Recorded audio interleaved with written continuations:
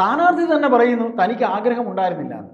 അങ്ങനെ പറയുമ്പോൾ തനിക്ക് ആഗ്രഹമില്ലാതെ ഒരാൾ മത്സരിക്കുമ്പോൾ നമുക്ക് ഒരു ചെറിയ ഉദാഹരണം, കഴിക്കാൻ ആഗ്രഹമില്ല, കഴിക്കാൻ ഒട്ടും ഇഷ്ടമില്ല ഒരു ആഹാര സാധനം നമ്മളെ കൈ കൊണ്ട് തന്നു, നമ്മളത് എങ്ങനെ കഴിക്കും? വേണോ വേണ്ടാതെ കുറച്ച് കഴിക്കും, എടാ വേണമെന്ന് ചോദിക്കും, ആരുടെങ്കിലും കൊണ്ടു കിടക്കും, അതങ്ങ് തീർക്കാനേ നോക്കുള്ളൂ. അങ്ങനെ ഒരാൾ സ്ഥാനാർത്ഥിയാവുക, വോട്ട് തേടി പോവുക, ആൾക്കാരോട് വോട്ട് ചെയ്യുക, വോട്ട് ചോദിക്കുക, പറയാനുള്ളത് പറയുക, അതൊക്കെ എന്ന് പറഞ്ഞാൽ നമ്മുടെ മനസ്സിൽ നിന്ന് വരേണ്ട പ്രവൃത്തികളാണ്.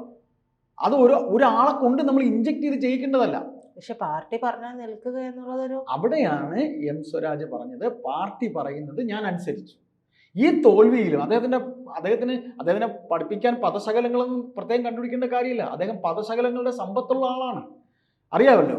ഇത്രയും അധികം അദ്ദേഹം ഒരു വാഗ്മിയായ എഴുത്തുകാരനാണെന്ന് പറഞ്ഞു പുകഴ്ത്തി അദ്ദേഹം ഒരു ഭയങ്കര വാഗ്മിയായ എഴുത്തുകാരനാണ്.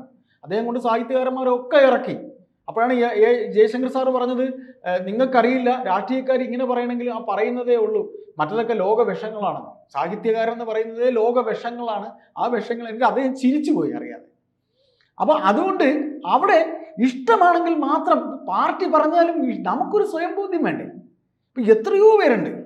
ഇപ്പൊ നയനാര് ജീവിച്ചിരിക്കുന്ന സമയത്ത് നയനാർ ഒരു വേള VS മുഖ്യമന്ത്രി ആക്കണമെന്ന് പാർട്ടി തീരുമാനിച്ച് മത്സരിപ്പിച്ച് മാരാർകുളത്ത് തോൽപ്പിച്ച് കൈ കൊടുത്തു. ആര്? VS.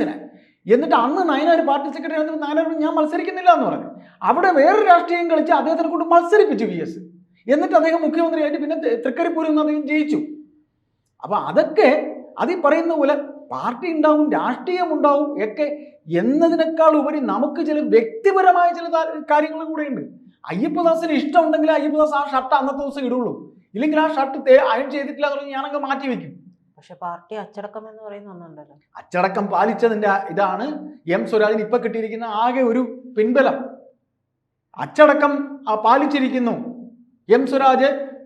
പിന്നെ സഖാവ് പിണറായി വിജയൻ പറഞ്ഞു മത്സരിക്കാൻ, മത്സരിച്ചു, നല്ല ഭംഗിയായിട്ട് തോറ്റു.